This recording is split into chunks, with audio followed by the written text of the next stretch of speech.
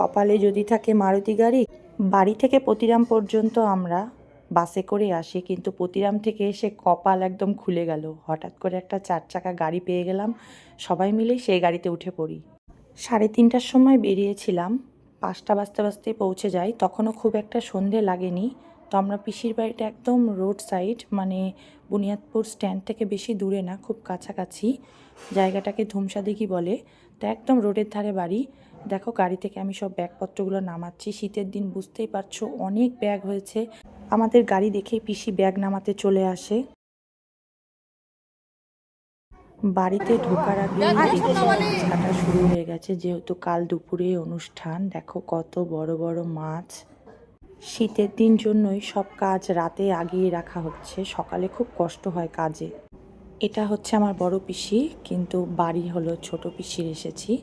আর যার জন্যে উদ্দেশ্য করে আসা, এই যে আমার বৌদি, বৌদির সাত আগামীকাল। বৌদিকে দেখো ক্যামেরাতে কত সুন্দর, সত্যি আমার বৌদি দেখতে খুবই সুন্দর। আর এটাকে তোমরা দেখেইছো পিসি। আর এই যে দিদি, পিসি, ছোট পিসি আর দিদির বাড়ি খুব পাশাপাশি। আর এগুলো তো আমাদের পরিবার, তোমরা আগে থেকে চেনোই সবাইকে, নতুন করে কিছু বলার নেই। এসে দেখি সমস্ত সবজি পাড়ার সবাই মিলে কাটতে বসে গেছে। এদিকে ফুলকপি, আলু, ডালনা হবে, আর বাঁধাকপিও হবে। সেই জন্য দেখো বাঁধাকপিগুলো সব ধুয়ে রেখেছে কাটবে জন্য।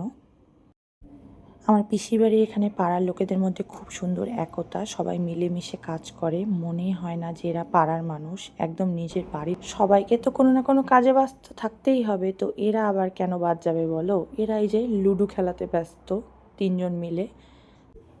এই পুচকিটাকে দেখো, একদম নামও ডল, দেখতেও পুরো ডল, পুতুলের মতো একদম। দেখি বুনু, তোর মেহেন্দি পরানোটা কেমন হচ্ছে? বৌদি একটু হাতটা দেখো। আমি যে দিকটা তুলছি আর ওই দিকটা তুলছি।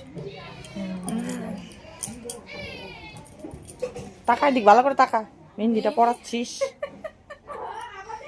বৌদির মুখটা, ফেসটা ভালো করে দেখো। এত ব্যস্ততার মধ্যেও পিসি দেখো আমাদের জন্য গরম ভাত বসিয়ে দিয়েছে।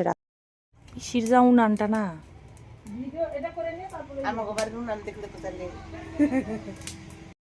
সবাই নানান কাজে ব্যস্ত, তবে আমিও একটা কাজ পেয়েছিলাম ভালোই, সেটা হলো মশলা মিক্সিতে করার। পিসি আসার সাথে সাথেই বলে যে তোর একটা কাজ আছে।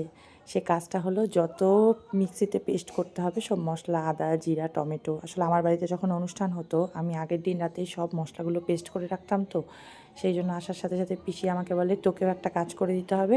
সেটা হলো মিক্সি তুই ভালো চালাতে পারিস, তোকেই মশলাগুলো পেস্ট করে দিতে হবে।